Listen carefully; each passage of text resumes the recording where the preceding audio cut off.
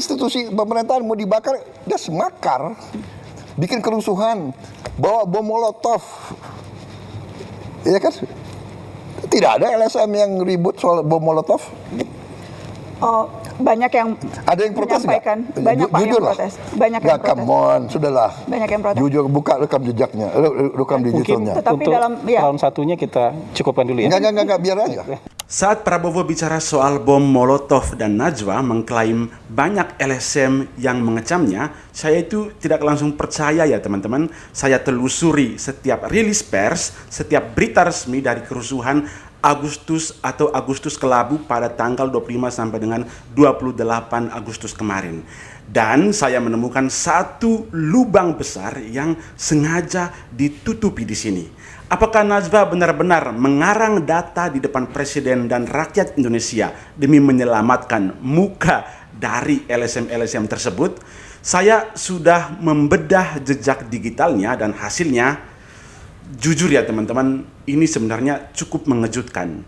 Mari kita bongkar kebohongan di meja bundar diskusi Presiden bersama para jurnalis dan pakar pada 17 Maret 2026 di Hambalang, kediaman dari Bapak Presiden Prabowo.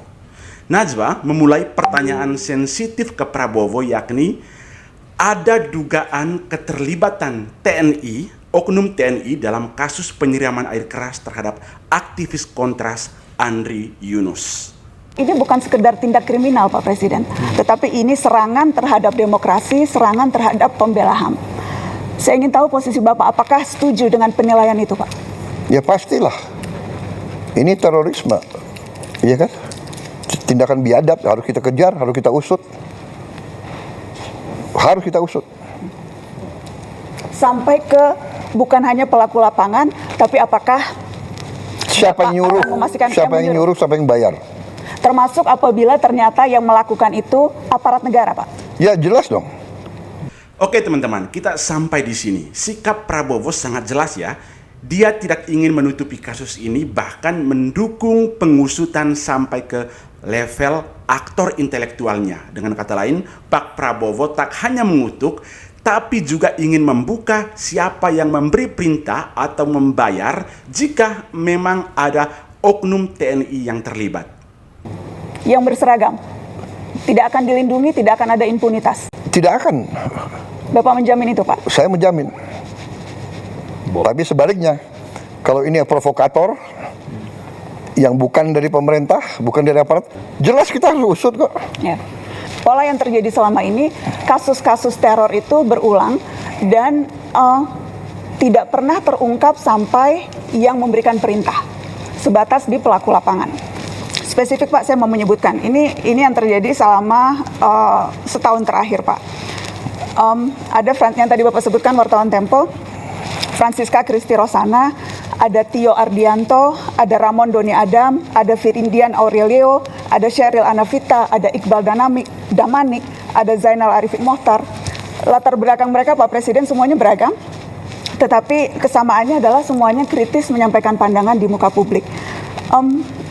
Apakah Bapak bisa memahami ada kekhawatiran yang muncul bahwa ruang aman untuk bersuara menjadi semakin menyempit, Pak?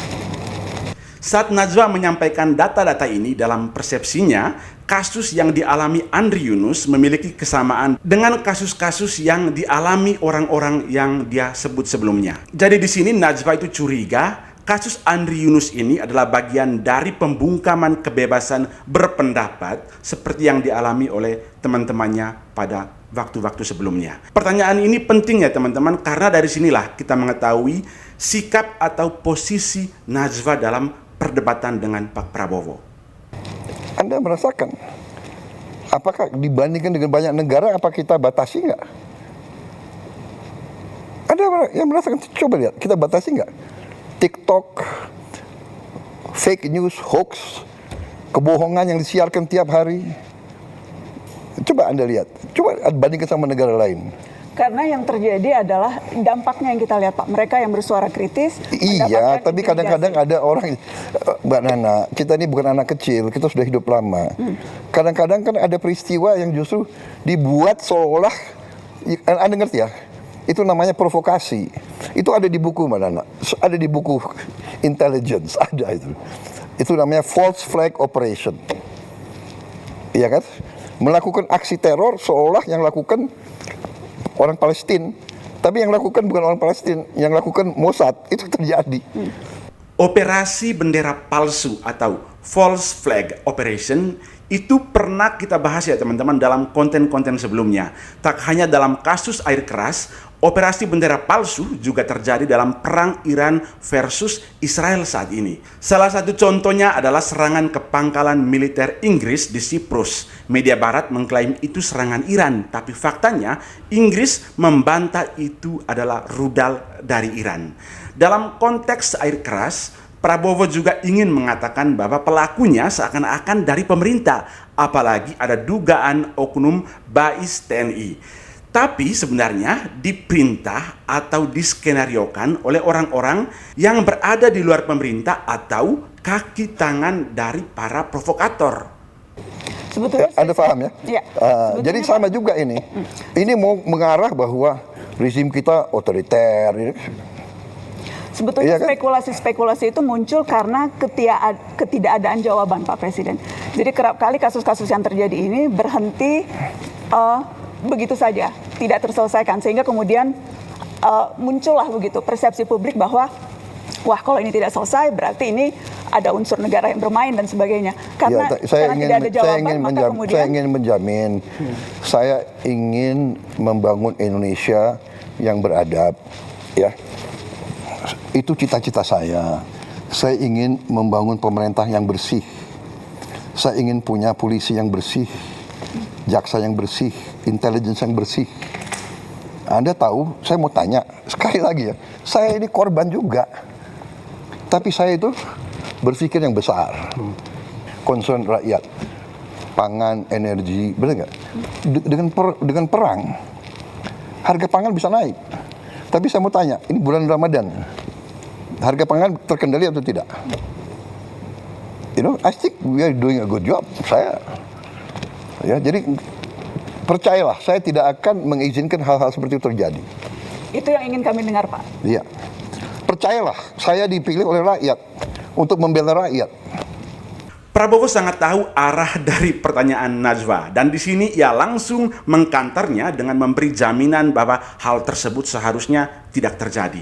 Namun, kalau kita mau berimbang sampai di sini, Pak Prabowo sebenarnya belum menjawab pertanyaan kritis dari Najwa Shihab. Najwa mengklaim tuduhan air keras diskenariokan pemerintah justru karena kasus-kasus seperti ini seringkali berakhir dengan tanda tanya alias tanpa kepastian siapa dalangnya, siapa aktor intelektualnya. Contohnya itu Pak Prabowo pada bulan Agustus lalu bilang bahwa ini adalah makar dan teroris. Namun sampai saat ini siapa yang makar, siapa yang menjadi teroris belum pernah terungkap. Tapi kita waspada, saya minta diusut benar. Ya, Justru sampai aktornya. iya sampai aktornya. Saya rasa pernyataan Pak Presiden sudah boleh soal yang itu ya. Dan berarti Bapak tadi bicara secara tegas tidak boleh ada warga yang diintimidasi, yang diteror karena mengkritik pemerintah. Tidak boleh. Jaminan langsung dari Presiden Republik Indonesia. Kalau wewenang ada, itu saya lakukan. Ya. Bapak, apakah memberikan tenggat waktu ke Kapolri Pak untuk pengusutan kasus ini? Ya, saya ini orang realistis dan saya orang yang adil. Dari segi kapasitas, kita biarkanlah mereka bekerja. Ya. Tapi tidak hanya Polri, banyak lembaga lain juga harus bekerja. Ya. Lembaga lain penegak hukum juga yang di luar penegak kepolisian. hukum, ya kan? Apakah Bapak terbuka dengan ide membentuk tim independen untuk membackup ini Pak? Kita bisa pertimbangkan. Asal independen ya. Independen. Ya, jangan semua LSM yang sudah a priori benci sama pemerintah, yang dapat uang dari luar negeri, ya kan? Ya kan? Di sini Pak Prabowo mempertimbangkan membentuk tim independen kasus air keras yang melibatkan LSM. Mengapa dipertimbangkan? Tidak langsung disetujui oleh Presiden, karena Pak Prabowo juga sudah semacam punya informasi bahwa Tidak semua LSM yang objektif karena didukung oleh dana dan bantuan asing. Dengan kata lain, LSM-LSM ini menjalankan agenda asing di Indonesia. Ini nanti ada hubungannya dengan kecurigaan Presiden terhadap revolusi warna atau color revolution yang sudah jadi rahasia umum dalam dunia intelijen. Revolusi warna adalah operasi CIA Amerika untuk menyuburkan demokrasi bahkan dengan menggulingkan rejim yang berkuasa, rejim yang sah di satu negara. Saya rasa Kalau jawaban- Anda mau bicara apa adanya, saya juga bicara apa adanya, gitu. Iya kan? Tapi yang jelas malam ini kami sudah mendengarkan langsung statement bold, dari Presiden. Presiden sangat bold. Begini, Tegas soal saya hal itu ingin karena- menegakkan hukum. Saya ingin menegakkan hukum. Bagaimana kita tegakkan hukum kalau kita biarkan seperti ini? Kalau itu dari aparat. Dan saya ingin kasih tahu bahwa memang aparat kita ya banyak kekurangannya. Kita menemukan deep state, kita menemukan ada dirjen-dirjen yang berani ngelawan menteri. Akhirnya kita pecat kan, banyak sekali dirjen-dirjen. Ada dirjen-dirjen yang merasa untouchable. Ada lembaga-lembaga yang merasa nggak boleh diaudit.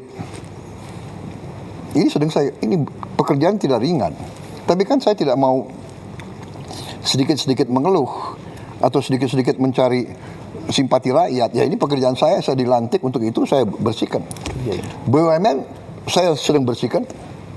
Iya kan, kalau memang rakyat tidak suka sama saya, bisa turun ke jalan rame-rame. Tapi mereka tahu, kalau rusuh, semua negara yang rugi. Mau ganti saya, tunggu dong, 2029. Jadi negara yang beradab ya. Sabar ya. Iya, sabar. Tapi yang saya lihat, ya, Mbak Nana harus objektif juga, ya, sebagai seorang tokoh, bahwa destabilisasi, disinformasi itu bagian dari bernegara. Jadi ada negara-negara tertentu yang punya keahlian di situ, regime change, color revolution, come on.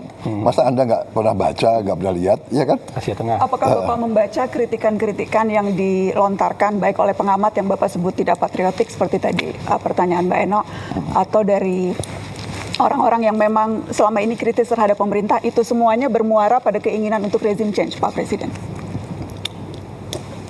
Tidak semuanya, saya tidak pernah katakan semuanya. Sebagian Tapi besar. ada, oh jelas ada. Ya kan, jadi begini. Bagaimana Bapak membedakan itu, Pak? Mana yang menurut Bapak memang ini sudah keluar jalurnya, sudah Iya, saya ingat begini. istilah Bapak makar waktu dulu bulan Agustus ada demo, dan mana yang memang ya ini sesuatu yang Ya kan, yang wajar. Jelas waktu Agustus ya jelas makar, dia mau bakar gedung DPR, Kantor gubernur. kantor gubernur, institusi pemerintahan mau dibakar, dia semakar, bikin kerusuhan, bawa bom molotov. Oke teman-teman, sekarang kita masuk ke poin yang paling penting. Sesi Molotov ini adalah inti dari perdebatan antara Najwa dan Presiden Prabowo. Presiden Prabowo melempar bom narasi bahwa LSM tidak adil karena hanya menyudutkan aparat dan pemerintah. Sementara faktanya pada waktu demo 25-28 Agustus banyak massa yang menggunakan bom Molotov. Konteks Molotov ini terjadi pada peristiwa Agustus Kelabu ya teman-teman, supaya kita jangan keluar konteks, yakni tanggal 25 sampai dengan 28 Agustus tahun 2025 lalu. Iya kan? Tidak ada LSM yang ribut soal bom molotov. Banyak yang Ada yang protes nggak? menyampaikan, banyak Pak yang Jujur lah. protes. Banyak yang Nggak, protes. come on, sudahlah. Banyak yang protes. Jujur, buka rekam jejaknya, rekam Mungkin digitalnya. Tetapi untuk dalam- ya. round satunya kita cukupkan dulu ya. Enggak, biar aja. Presiden Prabowo melempar narasi bahwa LSM tidak adil karena menyudutkan aparat, sementara massa menggunakan bom Molotov. Najwa langsung membalas dengan klaim bahwa banyak LSM yang mengecam aksi pembuatan atau pembawaan bom Molotov itu. Sebentar kita buka rekam jejak digitalnya. Biar aja, ayo silakan. Oh, iya, Kata silakan. Bapak Presiden Iya, biar iya, biar iya. Oh hidup, iya, biar hidup. nggak apa-apa. Ini kesempatan Dalam- bagi saya jawab. Ini Boleh nggak? menarik. Betul Pak. Oh iya. Terima kasih kesempatan. Ada yang ribut nggak soal bom Molotov? Banyak Pak yang Aduh, Banyak come yang on, ribut. nggak objektif. Di sesi ini perdebatan makin panas karena Pak Prabowo lagi-lagi bertanya apakah ada LSM yang protes masa aksi membawa bom Molotov. Dan untuk kedua kalinya Najwa Shihab menjawab banyak yang protes. banyak yang Nggak ada. Bapak, dan- Ada yang ribut nggak gedung DPR mau dibakar? banyak Pak, pemberitaan come media on. juga banyak soal itu. Nggak ada itu. Pemberitaan waktu media banyak soal itu, sedikit. banyak. Lagi-lagi ya teman-teman, untuk ketiga kalinya Najwa menyebut banyak LSM yang protes. Bahkan Najwa mengklaim pemberitaan media juga banyak menyampaikan protes LSM yang menentang penggunaan bom Molotov dalam aksi. Sekarang mari kita cek, apakah benar pemberitaan media yang menyampaikan protes LSM tersebut? Saya telah menelusuri pernyataan sikap dari LSM besar seperti Kontras, LBH Jakarta, YLBHI, dan Amnesty Internasional selama periode 25 sampai September 2025. Mayoritas pernyataan sikap LSM tersebut fokus pada 17 hingga 19 tuntutan. Tuntutan tersebut diantaranya yang pertama adalah mengusut kematian dari pengemudi ojol. Dalam hal ini adalah Afan Kurniawan. Yang kedua adalah menuntut pembebasan 2.208 plus demonstran yang ditahan. Yang ketiga, mengecam kekerasan aparat dan penggunaan gas air mata. Dan yang terakhir adalah menolak keterlibatan TNI dalam pengamanan sipil. Lalu apakah ada kecaman secara spesifik soal Molotov? Secara institusional, hampir tidak ditemukan rilis pers dari LSM HAM yang secara khusus membuat poin mengecam penggunaan bom Molotov oleh massa aksi. Yang ada hanyalah imbauan umum dari Komnas Perempuan agar massa tetap damai dan tidak terpancing provokasi anarkis. Kesimpulannya, klaim Najwa bahwa banyak LSM yang protes atau mengecam bom Molotov lemah secara bukti digital. Padahal di depan Presiden, Najwa menyebut banyak pemberitaan media mengonfirmasi soal itu. Media memang banyak memberitakan adanya bom Molotov, tapi pemberitaan tentang LSM yang secara spesifik mengecam Molotov hampir tidak ada di sini, teman-teman. Sebagai bukti, Polda Metro Jaya menyampaikan barang bukti berupa botol-botol bom Molotov, batu, dan bambu hasil dari kerusuhan 25 sampai dengan 28 Agustus tahun 2025. Bahkan ada tersangka yang disebut profesor dalam tanda kutip Reyhan yang ditangkap karena dituduh sebagai perakit bom Molotov. Oke teman-teman, kita sampai pada pertanyaan besar pada akhirnya.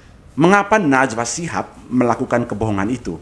Kenapa dia bersikeras mengklaim ada kecaman LSM terhadap bom Molotov yang dibawa oleh massa aksi, padahal rekam jejak digital berkata lain di sini. Mari kita bedah dari 4 perspektif komunikasi ya teman-teman. Ya, saya berani menyampaikan ini karena saya sendiri adalah lulusan dari komunikasi juga, ilmu komunikasi. Tak hanya itu, saya sendiri juga adalah mantan jurnalis yang kemudian bergelut dalam dunia per-YouTubean.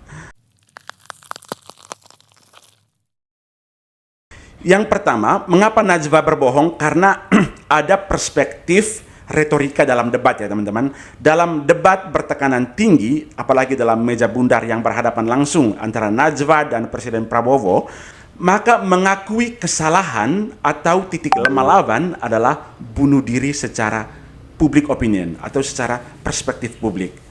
Ketika Presiden Prabowo menyerang dengan fakta Molotov, Najwa sedang berada di titik yang defensif di sini atau bertahan. Prabowo dalam posisi menyerang, Najwa dalam posisi bertahan. Untuk menyelamatkan kredibilitas gerakan sipil dalam hal ini adalah LSM, Najwa di sini melakukan generalisasi atau kesimpulan yang cepat. Dia mencampur adukan antara pemberitaan media tentang Molotov dengan sikap resmi dari LSM. Ini adalah teknik narasi untuk menciptakan kesan bahwa semua pihak sudah objektif. Padahal secara fakta LSM memang absen dalam mengecam pembawaan bom Molotov dalam masa aksi. Yang kedua, mengapa Najwa berbohong? Kita analisis dari perspektif ideologis ya teman-teman. Dalam kacamata ini, Najwa mungkin merasa bahwa mengungkit Molotov atau kekerasan massa hanya akan memperkuat narasi pemerintah untuk melegitimasi represi atau tindakan kekerasan. Baginya, 3.400 orang yang ditangkap jauh lebih penting daripada beberapa bom Molotov. Kebohongan ini bisa jadi adalah kebohongan demi menyelamatkan narasi besar, di mana dia merasa perlu melindungi ruang demokrasi yang dia anggap sedang terancam, meskipun harus mengabaikan detail fakta kecil yang menyudutkan massa. Yang mengecam. Ya, saya hormati itu, silakan. Tapi begitu bakar-bakar itu kriminal. Ya. Tapi kenyataannya Pak, ratusan yang ditangkap kemarin itu kebanyakan justru mahasiswa. Ada satu penelitian yang menyebut terbesar sejak zaman reformasi penangkapan yang terjadi pada mahasiswa dan aktivis Pak. Tetapi provokatornya atau siapapun yang bertanggung jawab, aktor yang menyuruh dan sebagainya itu tidak pernah terungkap, alih-alih dibawa ke pengadilan Pak Presiden. Ya, itu tantangan kita harus cari. Saya baru menjabat berapa tahun? 1,5 tahun. 1,5. Masih ada waktu untuk saya membuktikan? Kami tunggu pembuktian itu Pak Presiden. Iya. Kami tunggu pembuktian itu. Iya. Jumlah koruptor yang saya tangkap berapa? Come on, ya kan? Percaya, saya sumpah untuk membela rakyat saya. Dan yang ketiga ya teman-teman, kita masuk ke perspektif psikologi komunikasi. Sebagai seseorang yang sudah bertahun-tahun bergelut di isu HAM, Najwa mungkin memiliki bias bahwa LSM pasti sudah melakukan hal yang benar. Dia mungkin secara bawah sadar merasa pernah mendengar atau membaca kecaman tersebut, padahal yang dia baca adalah kecaman terhadap aparat. Ini adalah fenomena psikologi ya teman-teman, di mana seseorang meyakini ingatannya sebagai fakta karena ingatan tersebut mendukung keyakinannya. Akibatnya di depan presiden keyakinan ini muncul sebagai pernyataan tegas. Bahkan selama 3 kali loh Najwa berbohong. Padahal secara data adalah halusinasi atau salah ingat semata. Dan perspektif yang keempat adalah perspektif strategi media. Ya, saya paham betul ini karena saya juga adalah mantan jurnalis ya teman-teman. Dalam konten YouTube atau acara TV, narasi yang paling laku adalah Daud melawan Goliat. Atau dalam hal ini adalah LSM versus negara. Jika Najwa mengakui bahwa LSM tidak fair dan massa memang anarkis, maka narasi pemerintah otoriter yang sedang dibangun akan runtuh. Karena itu untuk menjaga ketajaman kritiknya, Najwa harus memastikan posisi LSM terlihat suci dan objektif. Yang artinya mengakui LSM diam soal bom Molotov akan membuat posisi tawar Najwa di depan Prabowo melemah secara drastis. Jadi teman-teman, apakah Najwa berbohong secara sadar atau dia hanya terjebak dalam bias narasi yang justru dia bangun sendiri? Disitulah integritas narasi dari Najwa Shihab sedang dipertaruhkan. Najwa mungkin ingin menyelamatkan demokrasi, tapi dengan cara mengecilkan fakta kekerasan di lapangan. Dia justru memberi celah bagi Presiden Prabowo untuk memukul balik dengan narasi stabilitas keamanan negara. Bagaimana menurut kalian? Apakah jurnalis boleh sedikit berbohong atau mengaburkan fakta demi membela rakyat, atau fakta tetaplah fakta yang harus disampaikan apa adanya? Ya, sebagaimana hukum dasar dalam jurnalistik adalah jurnalis itu menyampaikan apa yang ada, bukan apa yang seharusnya ada. Kalau apa yang seharusnya ada itu dinamakan sebagai opini teman-teman. Tapi kalau berita jurnalistik itu harus menyampaikan apa adanya, apa yang ada. Karena itulah dalam dunia jurnalistik itu kita mengenal dengan sebutan pagar api.